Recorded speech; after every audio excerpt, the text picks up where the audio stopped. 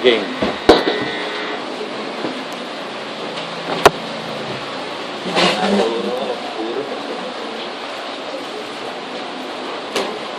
Dapat bang umurong o umatras? Hindi, babanda pag ganda rito. Yung ginawa, yung banda rito. Yan. Hindi na ulan dyan. Hindi. Konting doon. Hanggang dito tayo. Ayan. Namatay. Hindi sila doon. Pinatuloy ko. Kayo ba'y nalulungkot? Di ba't kayo'y pinasasaya ng aking spirito? Kayo ba'y nalulumbay? Di ba't kayo'y aking inaaliw?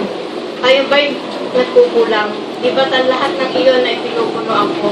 Ano man ang nagaganap sa inyo, mabuti man o masama, ito'y para sa ikabubuti ninyo. Lagi kayong magpasalamat upang sa inyong ikalalakas at ikatatatag. Kung ako'y nasa inyo, sino ang makakagapi sa inyo? Walang sino man. Sapagkat kayo'y aking anak ng tunay.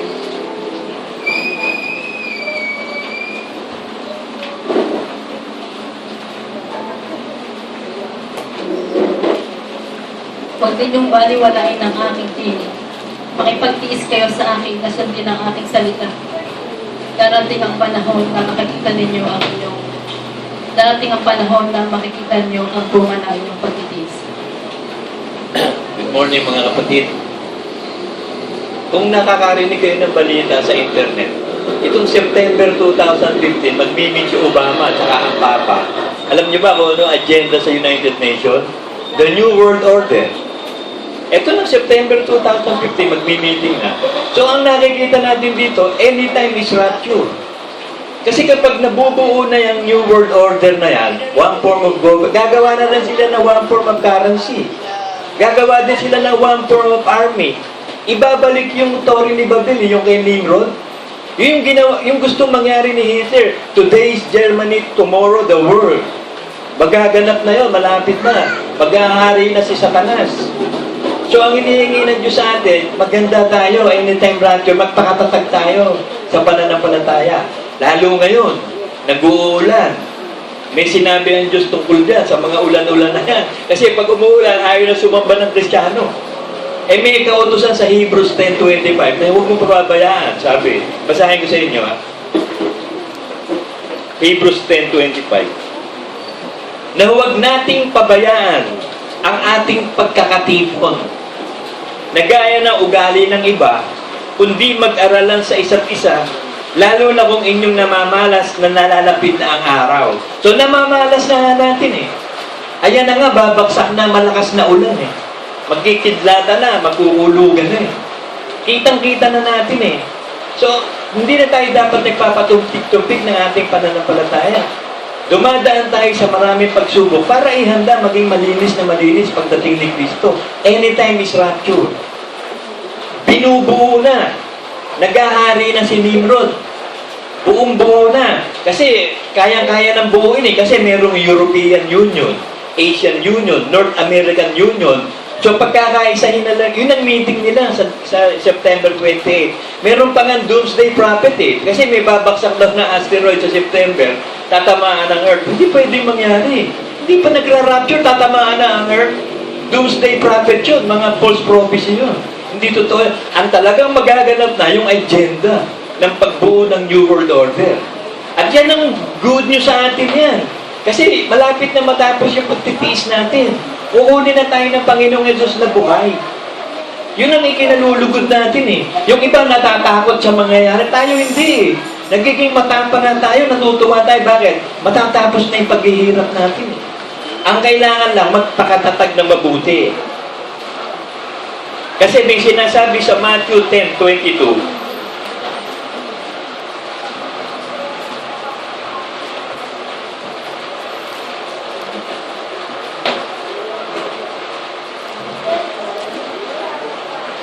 at kayo'y kapuputan ng lahat ng mga tao dahil sa aking pangalan, dadapot ang magtitiis hanggang sa wakas ay siyang maliligtas. Ito sinasabi sa Hentil, sinasabi din sa Israel. Kasi pagbuo na ang New World Order, kakapuotan ng buong mundo ang Israel. Pero dahil sa kanilang pagtitiis at pananampalataya, maliligtas sila. Sa ating mga hentil ngayon na member ng iglesia, kung tayo magiging matatag na magtitiis, maliligtas tayo. So mananatiling nagtitiis hanggang wakas. So yung wakas na yun, maaaring mamatay tayo, o maaaring dumating na Panginoong Hesus, yun ang wakas. So kailangan na matinding pagtitiis dito at pagpapakatatag. Nung unang sumampalataya ka, ano ba dinesisyonan mo talaga? Kasi ako, I will always speak for myself. Nung tawagin ako talaga ng Diyos, at natagpuan ko siya, isa lang ang desisyon ko. Mamamatay ako, mabubuhay ako sa Panginoong Diyos. Kahit ano mangyari, hindi ako bibitaw ng pananampalataya. Kahit anong pagsubok, nasa kalooban mo na yun, dinesisyonan ko na yun. Ang importante kasi yung decision making mo, yung pagpili mo, yung kalooban mo. Kaya yung gumaganap ng kalooban ng Diyos, sa kanyang sariling kalooban, yun ang nais ng Diyos. Merong willingness ng pagsunod. Handa kang mag-suffer with Christ, at ikaw naman ikaw glorified with Christ. Sabi sa Romans 8.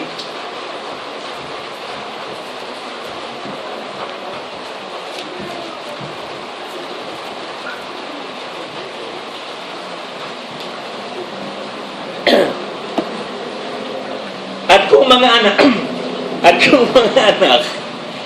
ay mga tagapagmana nga, mga tagapagmana ng Diyos, at mga kasamang tagapagmana ni Kristo. Kung gayon nga, makipagtiis tayo sa Kanya, upang tayo lumuwalhati namang kasama niya.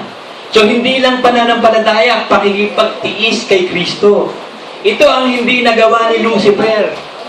Hindi siya nakapagtiis bumigay Natagpuan sa kanya kasalanan sa matagal na panahon na hindi natin alam na tapat siya, perfect siya. It could be billion of years sa time natin. Tapos natagpuan sa kanya yung kasalanan, nagmataas siya, lumaban sa Diyos. So, hindi nakapagtiis si Satanas. At yung 1/3 angels na sumusunod sa Diyos, sumunod kay Lucifer, hindi rin nakatiis. At itong si Judas na 3 taong inalagaan ng Panginoon, hindi rin nakatiis. Si Balaam na matagal na panahong propeta, hindi rin nakatiis. Yung mga kamag-anak ni Moses, si Kore, si Datan, si Abiram, mga pinsan yan. Pinsang buo pa si Kore. Hindi rin nakatiis. Hindi sila nakatagal sa pananampalataya, bumigay. Kaya pinahahaba pa ng Diyos ang pagsubok sa atin.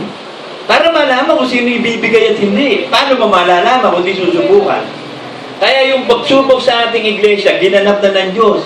Hinatulan na ng Diyos ang LCJ Ministry, inihiwalay ang dayami sa trigo. At itong trigong ito ang kailangan dumaan sa bautismo ng apoy. Kasi may takip Merong golden nakatakip yung kulay gold na, tawag doon? Ipa.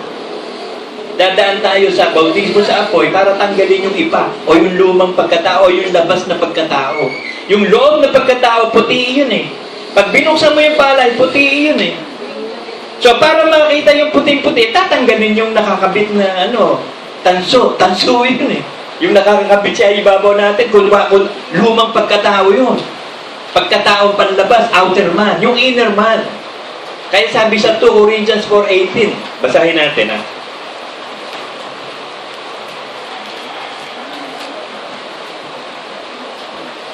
Yung inner man tsaka outer man, yung outer man, pansanlibutan your inner man, spiritual yun Umisa natin sa 16 Kaya nga hindi kami nanghihimagot. Bagamat ang aming pagkataon labas. Yung pagkataon labas natin ay pahina o itong katawan. Ngunit ang aming pagkataon loob ay nababago sa araw-araw. Yung ating espiritu at kaluluwa, yan ang talagang tayo. Yung panlabas, yung katawan, papalitan yan. Yan yung namatay Yung katawan ang namatay. Si Kristo, yung espiritu at kaluluwa ni Kristo, hindi pwedeng mamatay. Ganon din ang espiritu at kaluluwa. Hindi na mamatay yun Yung katawan na, ang muling binuhay, yung katawan. Kaya yung katawan ni Kristo, natagpuan doon, nawala, glorified Ganon din. Yung katawan natin ito, i-glorified. Sabi sapagkat ang aming maagang kapighatian na isang sandali lamang, ay siyang gumagawa sa amin ng lalo-lalong bigat ng kaluwalhatiang walang hanggan. Samantalang kami nagsisitingin, hindi sa mga bagay na nakikita, kundi sa mga bagay na hindi nakikita. Sapagkat ang bagay na nakikita ay may katapusan. Dadapot ang mga bagay na hindi nakikita, walang hanggan. So doon tayo tumitingin sa hindi nakikita. Yung buhay na walang hanggan, hindi nakikita yun. Yung espiritu at kaluluwa, hindi nakikita. Yung Diyos, hindi nakikita yun. Lahat ng nakikita natin, mawawala lahat, papalitan eh. Lahat yan mawawala pa. So, what's the use doon sa tungkol sa mga bagay na nakikita ka? Opo, doon sa bagay na hindi nakikita, doon tayo magpapakatatag ng lubos. Ganun ang ginawa ni Moses at ni Pablo. Tinignan ni Moses at ni Pablo yung hindi nakikita. Yung nakikita, iniwan nila, tinakwil nga nila yung pagiging anak ng mayaman ni Pablo, pagiging paraon ni Moses, tinakwil niya eh. Ganun din tayo, itatakwil natin yung pagkataong lubos o yung dating pagkatao. Mabubuhay tayo sa bagong pagkatao na ang sino man na kay Kristo Jesus bagong nilalang. 2 Corinthians 5:17. Kaya kung ang sino man ay na kay Kristo Jesus, siya'y bagong nilalang. Ang mga dating bagay ay nagsilipas na. Narito sila'y pawang mga naging bago. So, bago na ba talaga tayo? Nabubuhay na ba talaga tayo sa Espiritu? At katotohanan, totoo na ba talaga na hindi na natin binibigyan ng layaw ang laman? Hindi tayo nabubuhay sa pagkataong labas, kundi sa pagkataong panloob. Kasi yung pagkataong panlabas, papalitan eh. Sabi sa 1 Corinthians 15, itinatanim ng may kasarian, niluluwalhati naman.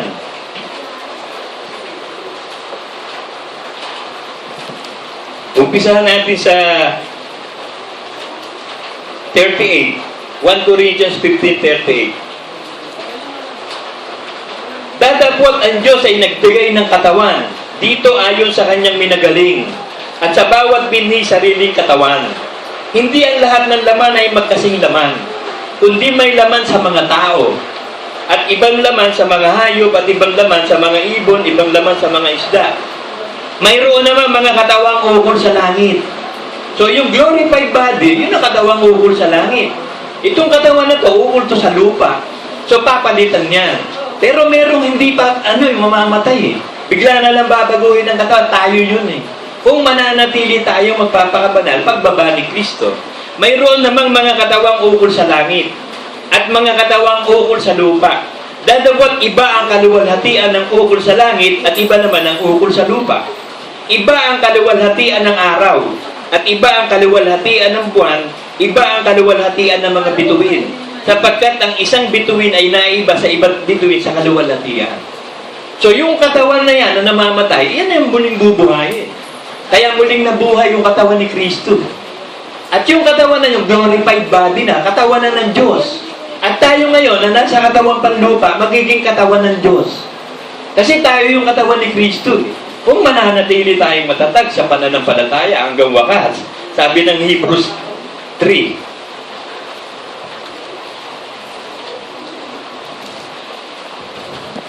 Hebrews 3:6.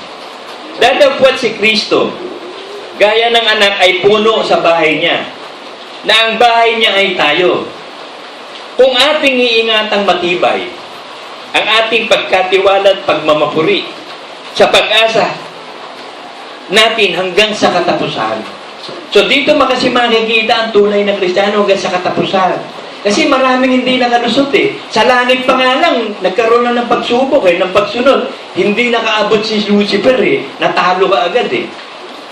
Kaya iginawa ng impyerno siya at ang mga anghel niya. Wala sanang impyerno eh. Wala sana nun. Yun yung nakalaan sa demonyo at sa mga anghel niya nga eh.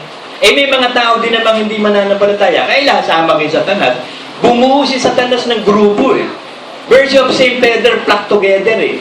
When you are with God, magiging katulad ka ng Diyos. You are with God eh. Kung kanino ka sumama, go to the fools, you shall be fools. Go to the wise, you shall be wise. Sumama ka sa Diyos, magiging katulad ka ng Diyos. Pag sumama ka kay Satanas, magiging katulad ka ni Satanas. So, pati yung heavenly bodies nila, hindi napapalitan eh. Heavenly bodies na yun eh. Ano na sila eh, meron din silang, damit na maputi eh. Pero dinumihan ni Lucifer eh. Kumuha siya ng sarili niyang identity na. Hindi natin alam. Yung iba, mga imagination lang ng tao yun. Kasi, perfect in beauty. Ang mga anghel, perfect in beauty, walang pakpak yun. Eh, sa mga imahinasyon ng artist, nilagyan ng pakpak. Yung demonyo, nilagyan ng butot, nilagyan ng sungay. Wala, hindi naman biblical yun. Wala sinasabing ganun sa Bible. Ang makikita mo, pag nagpakita ang mga anghel, puting-puting, nagniningning din, parang glorified. Hindi glorified, pero nagniningning sila. Tayo yung i-glorify talaga. Kasi mas mataas tayo sa anghel eh. Nilikha tayo, kawangis ni Kristo. Kaya ang biyaya at pagpapala ng Diyos sa atin, ibinibigay na rito eh. Hanggang wakas, basta magpakatatag ka lang, sabi eh. Ngunit tayo'y mag-aralan sa isa't isa araw-araw. Samantalang sinasabi ngayon, baka pagmatigasin ng sino man sa inyo ang daya ng kasalanan. Kaya yung mga kapatiran na nagrebelde, huwag kayong didikit dyan.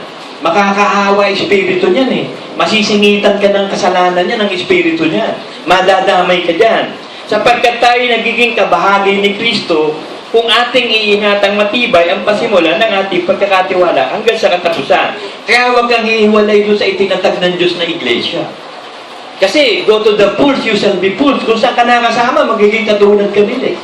Pag nakasama ka ng mga man of God, magiging man of God ka rin. Pag nakasama ka ng mga isinugo ka rin. Pero pag kasama ka ng masasama, masama ka. Yun yung sinasabi sa 1 Corinthians 15:33 yata.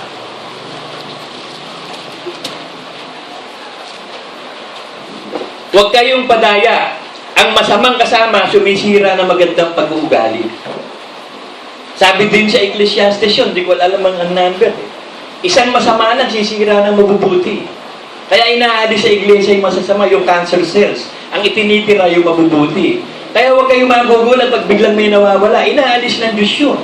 Sabi sa Matthew ang halamang hindi itinanim ng Ama, binubunot niya. Kaya kung magpapakatatag at magpapakatibay, huwag kang mahuhulog sa katiyagaan. Siguradong ligtas ka. Sabi sa 2 Peter 3. Kasi ikaw ang magdidesisyon eh. Ikaw ang magpapakatatag eh.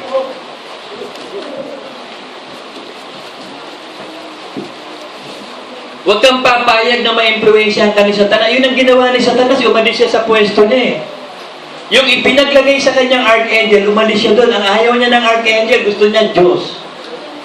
Ganon din yung mga anghel ng Diyos eh. Ayaw nila ng anghel ng Diyos, anghel ni Lucifer. Nasira sila eh, hindi sila nagpakatatag. Nahulog sila sa katiyagaan.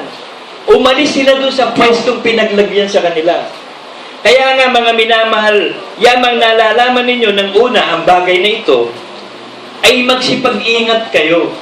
Baka kung maligaw kayo sa pamamagitan ng kamalian ng masasama, ay mahulog kayo sa inyong sariling katiyagaan. Kaya pag merong nahuhulog, nai-impluensyahan nyo ng masama eh. Tinatanggap kasi nila yung, dapat matatag kang tatanggap sa salita ng Diyos lang. Huwag sa impluensya ng masama o ng kaisipan ni Satanas. Kasi si Satanas gumagamit din niya ng mga tao eh, para impluensyahan ka. Lahat ng pwedeng gamitin ni Satanas gagamit para mahulog ka sa pananampalataya. Kasi ito yung espiritu ng huling araw, espiritu ng Antikristo. Nanghihikayat itong masasamang espiritu na tumalikod sa pananampalataya. Huwag nang maniwala sa aral ng Diyos. At napakaraming biktima. Napakaraming iglesia na umalis na sa aral ng Diyos. Puro mga pariseyo na sila. Kaya sabi, kung hindi mo lalampasan ng katwiran ng pariseyo, hindi ka papasok sa langit. Kasi ang katwiran ng pariseyo nasa moral, magandang asal, magandang pag-uugali, hindi word of God. Kaya sabi ko nga, mas maraming mas mabait sa atin eh. Mas maraming mas mababait sa atin, mabubuti sa atin na hindi naman Kristiyano. Hindi naman mananampalataya. Pero yung babatayan, hindi. Tinitiyaga tayo ng Diyos kasi sumasampalataya tayo. Ang sample nga lang, yung nakapako sa krus eh. Ba't iniligtas ng Diyos yun? Buong pusong sumampalataya yun eh. Well, hindi naman hinikayat nung sino yun, nakapako lang siya. Sinaway pa nga niya yung isa, di ba? Sabi niya, huwag kang magsalita na ganyan, tayo makasalanan talaga. Pero itong tao ito, walang kasalanan, nakapako sa krus eh. Kaya sabi niya, Panginoon, tandaan mo ko, alalahanin mo po ako sa araw na yun. Dalhin mo po ako sa iyong paraiso. Sabi ni Kristo, on that day, on the last judgment yun, on that day, ipagsasama kita sa aking paraiso. So, pinanglakuan ni Kristo yun. Kasi mamamatay na yun eh. Hindi na bautismo sa tubig yun, hindi na bautismo sa Espiritu. Nakita ni Kristo yung katapatan ng pananampalataya na makasalanan siya, tinanggap niya, nagsisi, tumanggap kay Kristo, iniligtas. Ganon din tayo. Tinanggap nating makasalanan tayo, tinanggap natin ng Panginoon Yesus, kaso hindi pa naman tayo mamamatay, so susunod ka sa maraming kautusan ni Kristo hanggang wakas. Mananatili kang tapat na sumasampalataya hanggang wakas. Sabi ng Romans 16:25,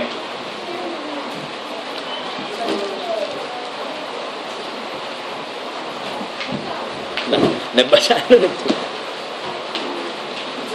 At ngayon sa Kanya na makapangyarihan, na sa inyo'y makapagpapatibay, ayon sa ating ebanghelyo at sa pangangaral ni Jesucristo, ayon sa pahayag ng hiwaga na natatago sa katahimikan ng panahong walang hanggan. So, naitago ang revelation ito. Kaya meron tinatawag na Dark Ages, nagkaroon na maraming religion. Hindi ko may ilusyon Diyos noong panahon na yun. Nung pasukin ni Constantine the Great, ang Kristyanismo, magtatag siya ng Roman Catholic doon. Yun na ang pasimula ng Dark Ages hanggang sa panahon ng kawakasan. Kaya sabi doon sa Daniel 12, may sinasabi doon tungkol sa kawakasan.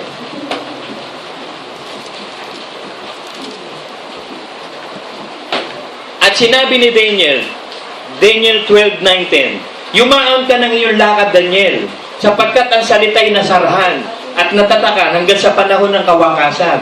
So, ipinili ng revelation ng Bible Nagsulputan ng napakaraming relihiyon. Lumabas doon sa Katoliko ang tinatawag na Protestant.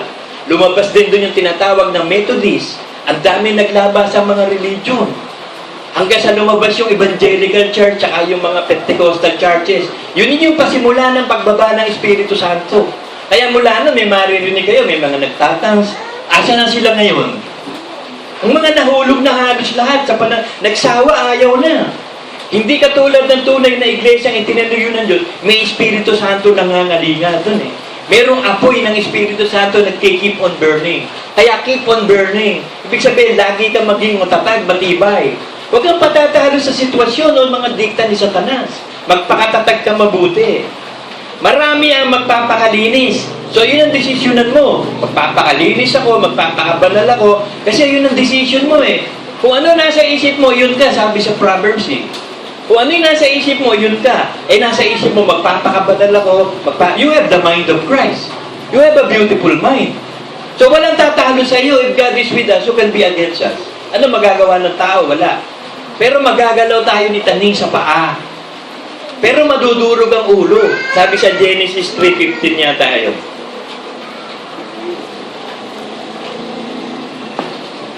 At pag-aalitin ko, ikaw at ang babae. So, ang binhi ni Satanas, laban sa binhi ng Diyos. Ang babae, ang iglesia, itinatag ng Diyos. At ang iyong binhi at ang kanyang binhi, ito ang dudurog ng iyong ulo. So, ang iglesia ang dumurog ng ulo niya sa pamamagitan ni Kristo. Talagang si Kristo ang dumurog ng ulo ni Satanas. Hindi naman natin kayang durugin yun tayo yung katawan ni Kristo. Kaya kasama tayong dumurog sa ulo ni Satanas. Ikaw ang dudurog ng kanyang sakong. Magagalaw tayo ng demonyo. Sa sakong lang. Masasaktan niya yung outer man natin, yung ating laman. Pwede niyang lagyan niya ng sakit. Pwede niyang lagyan niya ng kahirapan. Kaya sabi ng Diyos, ano itong titiisan ninyong kahirapan? Yun ang ginawa kay Job. Hindi niyo napansin, sabi ni Satanas, kaya lang naman nakakasamba sa iyo yan, daming pera niyan malusog yan O, di ba? Kaya lang naman nakakasunod sa iyo yan, malusog yan, walang sakit maraming pera. Hindi mo siya ibigay sa akin. O, di pumayag ang Diyos, sige, subukan mo. Pero hindi mo siya pwede patayin. Kasi ang Diyos ang pumapatay. Si Satanas hindi niya kayang pumatay. Wala siyang kapangyarihan pumatay dahil nilikha lang siya. Ang pwede pumatay, yung lumikha. Kaya pag-aari nga tayo ng Diyos, wala tayong karapatan dapat sa sarili natin. Pero dahil sa pag-ibig ng Diyos, yung karapatan na yon ibinigay sa atin. Sige, mamili ka. Kasi lumikha ang Diyos ng tao na may free will. Gusto niya maluwalhati siya na piliin siya ng kusang loob. Ay di ba ginalaw ni Satanas si Job?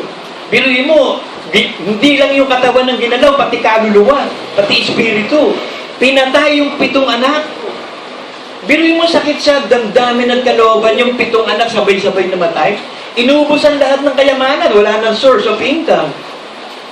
Tapos nilagyan ng sakit si Job mula pa hanggang ulo. Pero ano ginawa ni Job?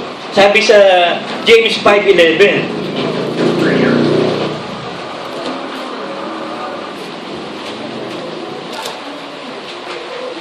narito, tinatawag nating mapapalad ang nagtitiis. So mapapalad yung magiging matibay ka, matatag ka sa pananampalataya. Titiisin mo lahat ng gagawin ni Satanas. Lahat ng pag-uusig ng tao, titiisin mo.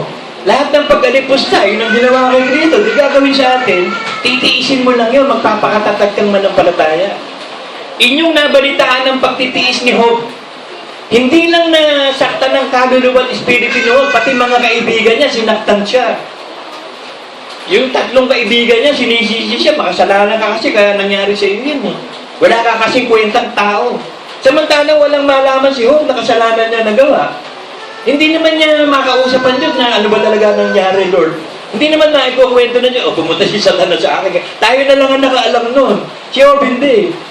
Pero hindi nagkasala si Job na kahit anumang masamang salita. God give it, God take it away. Yun ang word of God na napakadaling gamitin natin para hindi tayo manghinayang sa lahat ng bagay na nawawala sa atin. Una-una, baliwala naman talaga yan eh. Yung mga anak, bigay din ng Diyos yun, sabi sa Psalm 127:2. Regalo yun, reward yun sa atin ng Diyos. So, pwede niya kunin yun. Siya nagbigay, di siya magkukuha. Yung kayamanan ni Job, ibinigay din sa kanya, hindi pwedeng kunin. Lahat ng ibinigay ng Diyos, pwedeng kunin. Kaya huwag tayong magtaka minsan kung bakit may panahon tayo ng pagkasaiw, pagkasalat. May panahon namang marami. May panahon sagana. May panahon nagtitis. Mayroon namang panahon na masagana. Kasi weather ang buhay natin. Hindi pwedeng lagi kang masaya. Hindi naman lagi pwede kang malungkot. Hindi naman lagi marami kang pera. Hindi naman lagi wala kang pera. Binabalansin ng Diyos lahat ng bagay para mabalansi ka rin. Kasi kung hindi ka dadaan dyan, paano mo marirealize ang sarap ng maraming pera kung hindi ka mawawala ng pera? Paano mo naman marirealize yung maraming pera, ay kung walang pera, kung marami kang pera, di ba? Oh? Parang yung kasiyahan, kung hindi ka palulungkutin, paano ka magiging masaya, mararanasan ng kasiyahan? So lahat ipinararanas ng Diyos. Pero ang kahulihan niya, tagumpay tayo mga kapatid. We are more than conqueror in Christ. Sabi ng Diyos, basta't magpakatatag lang sa gawa ng Diyos. 1 Corinthians 15:57-58.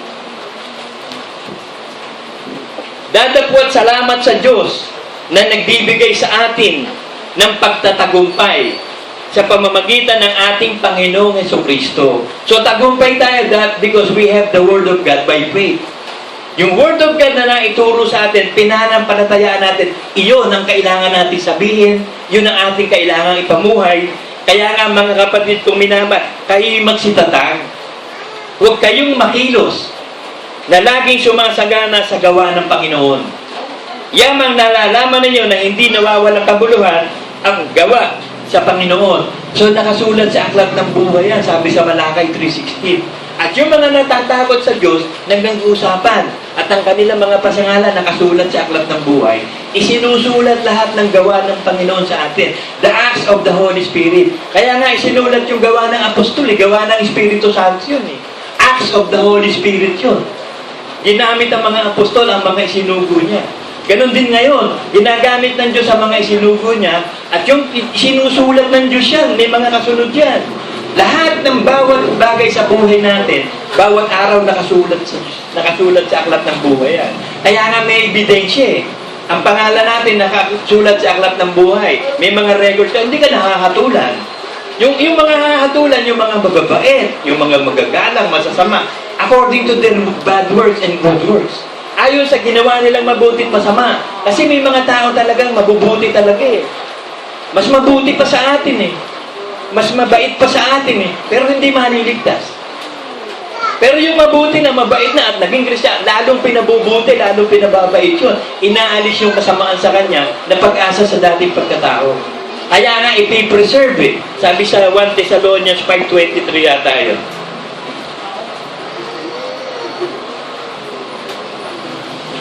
At pakabanaling kayong lubos ng Diyos ng kapayapaan. At ang inyong espiritu at kaluluwa at katawan iingatan buo. Kasi pati katawan maiingatan buo eh. Bakit? Iaalay mo na yung katawan eh. Bilang handog na buhay eh. So hindi na magagamit ito sa kasalanan. Hindi mo na ipagagamit ang katawan sa kasalanan. Kundi ipagagamit mo na sa kapangyarihan ng Espiritu Santo ang katawan.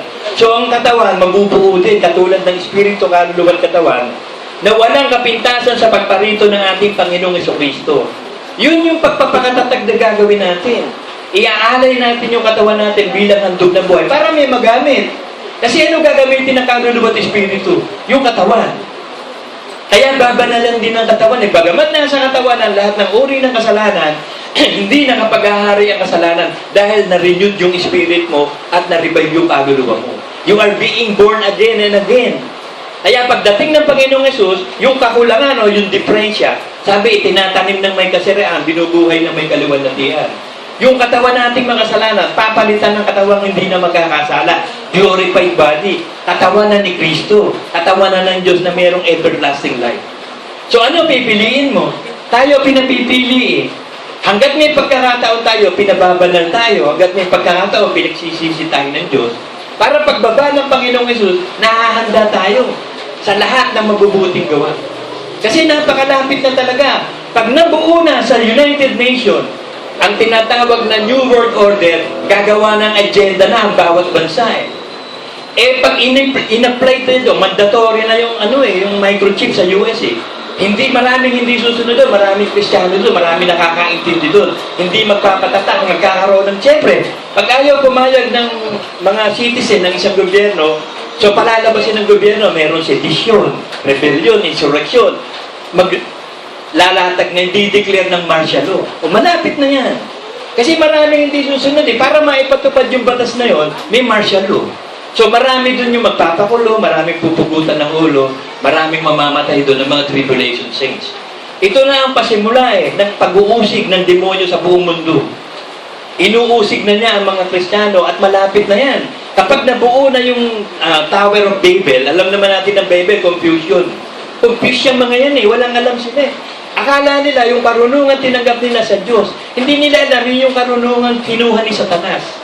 Yung kumain ka ng bunga ng pagkaalam ng tama at mali. Yan ang unang ginawa ni Satanas eh. Kinain niya yung pagkaalam ng tama at mali. Siya yung Diyos. Naging Diyos siya ng sarili niya. So yun din ang in-apply niya. Kaya sabi niya kay Eva, di ba? Oh, totoo ba yan? Pag kumain ka nga yan, mabubuksan ka eh. Magiging katulad ka ng Diyos eh. Malalaman mo yung tama at mali. Di subukan mo. Kaya kung mo maganda sa paningin, hindi naman mansanas yun eh. Bunga ng pagkaalam ng tama at mali na maganda sa paningin. So, ibig sabihin, walang sinabi ng mansanas. Ginawa nila mansanas eh.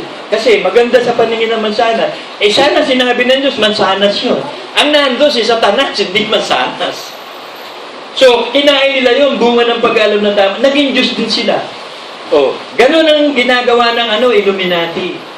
They become God of themselves. Yun ang plataforma ni Lucifer eh. Kaya nga bubuo ng New World Order, napakaganda ng agenda eh. Peace among nations. Integrity, peace, brotherhood. Napakaganda ng agenda. Love, peace. Love, peace. Pag-ibig, kapayapaan. Kaya sabi, kung sinasabi kapayapa, darating ang kapahamakan. Hindi nila alam, makala nila payapang-payapa, biglang darating ang kapayapaan. Kukunin tayo ng Panginoong Yesus, pag payapang-payapa na sila, para papayapain tayo doon sa langit. Maghihintay tayo doon sa tribulasyon. 7 years tribulation. Habang nandun, tinatago tayo sa kwarto doon, pagtataguan tayo ng kwarto eh. Nagse 7 years tribulation sa lupa. Tapos, pag tumawag na ang Israel, kasi pagkakaisahan ng Israel eh. Buong mundo, lalabanan ng Israel, doon nahihingi ng tulong ang Israel, tatawag sa Panginoong Yesus, doon na tayo bababa. Nasa kwarto tayo, tinago tayo ng Diyos doon sa bahay natin. Tapos ngayon na yun, bababa tayo kasama si Kristo. Mag-aari ng 1,000 taon si Kristo. Pagkatapos magkakaroon ng last judgment, tapos beginning of eternity. So napakatagal pa noon. Hindi yung sinasabi ngayon, pag napanood mo sa internet, ang dami nagsasabi, the end of the world, September 2015. Mga false prophet eh. Hindi. At tagal pa, 3,000 plus pa. 2,000 plus ngayon, plus 1,000 years reign of di 3,000 na. Plus 7 years tribulation, di 3,007 na. Ngayon, 15. Dagdagan mo pa ng 3 years, 18. Tsaka 7, di ilan yun? 23? 33. 3,023. Ang end of the world, pwedeng 3,023. Napakatagal nun. Ang paghahandaan natin, yung rapture, mga kapatid. Amen.